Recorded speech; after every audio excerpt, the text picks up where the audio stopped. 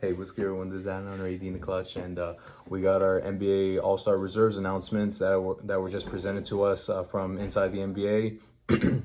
And when looking at this this set of players from both conferences, there's obviously some big names in there, and each of them deserve it in their own right. But of course, we're gonna have our All-Star snubs, and we're gonna have this discussion every single year, and we're gonna explain why each player deserves it on the roster, who got snubbed, and at the end of the video, I'm gonna discuss a possible solution for how the league can make this better and be able to possibly balance this whole situation out, so we don't have the same discussion every single year. So stay tuned for that. But with that being said, let's first talk about the Western Conference All-Star reserves. So first up, we got Devin Booker on the Phoenix Suns, who obviously has been, like always, been doing really well for the Suns, especially with his scoring, and he's been helping out the Suns with Kevin Durant as they're on their way to going back to the finals and being able to get the Suns their first franchise championship. So it's really key for them. So it only makes sense that he's going to be an all-star once again. Steph Curry, he's arguably their only bright spot on the Warriors this season, because they have been dealing with so many dysfunctional events going on, with Draymond Green being Draymond Green, with Klay Thompson, unfortunately, due to his injuries, not performing as well as he once was. And now he's trying to obviously get another contract extension, a max contract extension, preferably with the Warriors. We got Andrew Wiggins, who is not performing up to par, and the young players are not meshing well. And then also there's management issues going on. So it's a lot of turmoil going on in the Warriors this season. But Steph Curry, despite all that going against him, he's still been able to play lights out and help try to keep the Warriors afloat, at least for this season.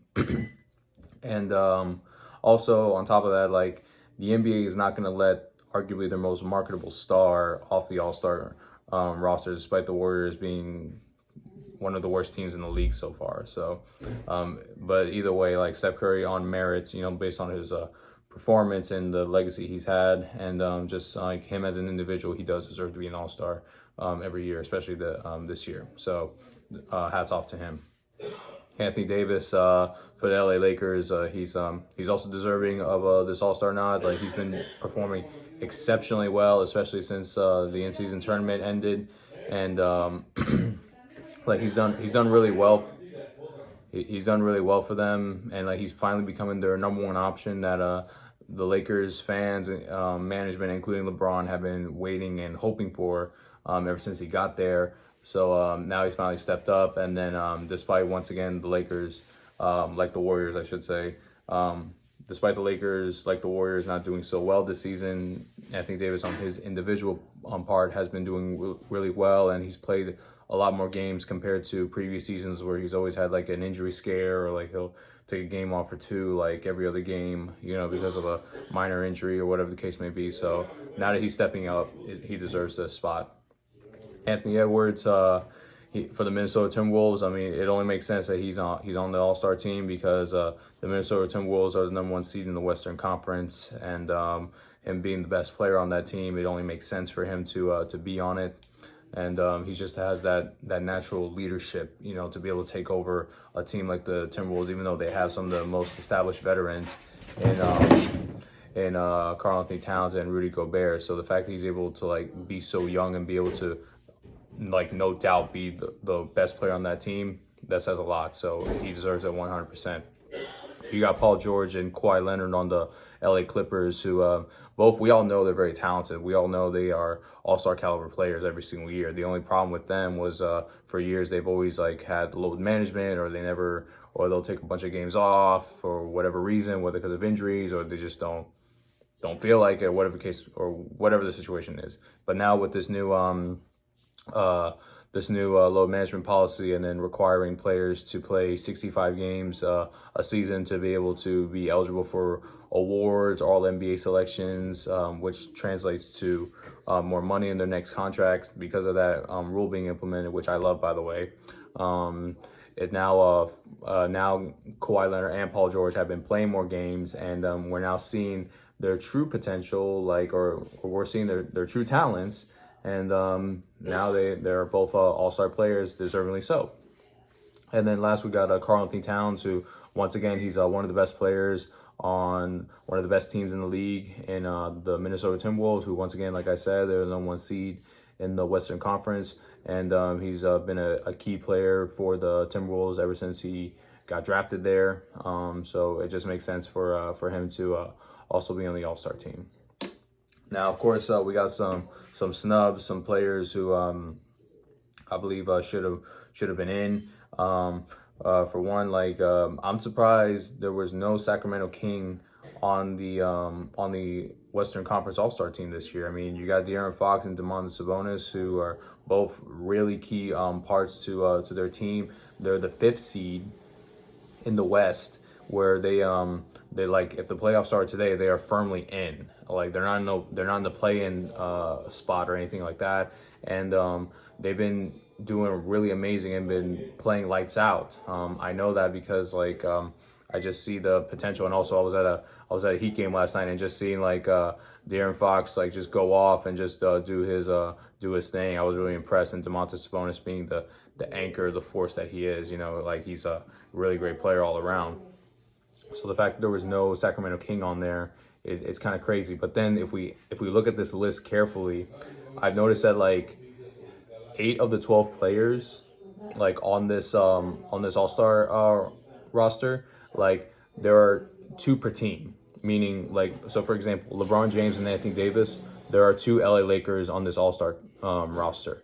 You got Kevin Durant and Devin Booker, 2 Phoenix Suns on the All-Star roster. Kawhi Leonard, Paul George, 2 LA Clippers on the All-Star roster, and then you got Anthony Edwards and Karl Anthony Towns, 2 Minnesota Timberwolves on the All-Star roster. So the fact that 2/3 of the team is composed of 2 players per team, and the Lakers are one of the worst teams in the league right now in the Western Conference, and and it just shocks me that there's not at least one Sacramento King who has a winning record, and they have 2 amazing franchise players in De'Aaron Fox and Domantas Sabonis. At least now one of them is on the All-Star roster. So, and I thought for years, because I've seen All-Star rosters, usually winning players on winning team, the best players on winning teams usually get in, and not necessarily guys that put up a bunch of great numbers on bad teams. That's what I thought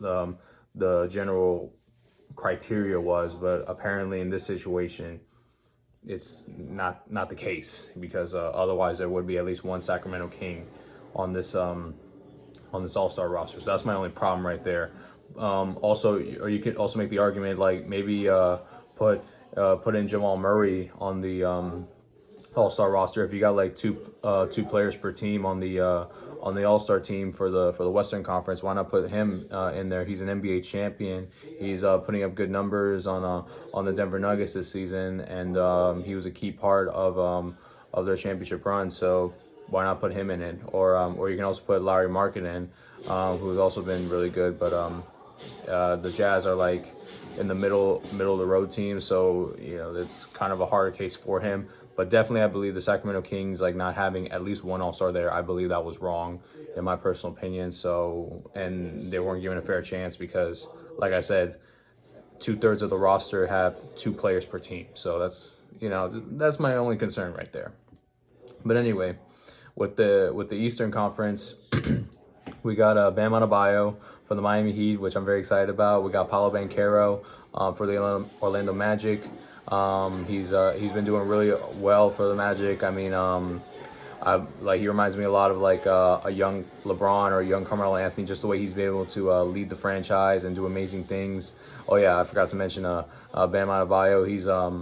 He's been the Miami Heat's captain, their stable force. He's played through all the games, or most of the games, I should say, and been able to keep the Heat at a winning record, even though there's a lot of injuries that have happened this season. So and also with the Heat being having a good record, it makes sense that they have a Heat player in there, and same with the Magic. They're turning it around. They're doing amazing. So I'm glad that Paolo's been able to get the recognition he deserves. Jaylen Brown, he's one of the best players on one of the best teams in the Boston Celtics, so it only makes sense for him to be on the All-Star team. You could make the argument for Kristaps Porzingis because he's done wonders for the Boston Celtics. So there could be like a little thing going on. Maybe, I don't know, maybe it was like too much for 3 players on one All-Star roster. I don't know, but you could make the argument as well that both Jaylen Brown and Kristaps Porzingis deserve to be on the All-Star team. Jalen Brunson, a lot of us agree that he should have been an All-Star starter, but it only makes sense that he's going to be on it. So I'm glad for him. He's in my personal opinion, I believe he single-handedly turned that Knicks franchise from one of the biggest laughingstocks in the NBA to now a serious threat, just on his pure talent and his drive and his leadership ability. So hats off to him.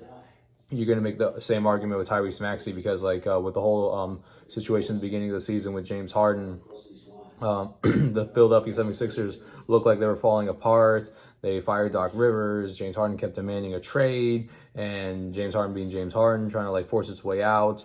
And but ever since he left Philly, Tyrese Maxey has stepped it up big time and kept the Sixers around where they're supposed to be, with the MVP and Joel Embiid. So with that, he firmly deserves to be on the All-Star roster, and he's also been a great teammate from what I hear. So I've seen him play, and I believe he's gonna, God willing, as long as he's healthy, be an All-Star for years to come.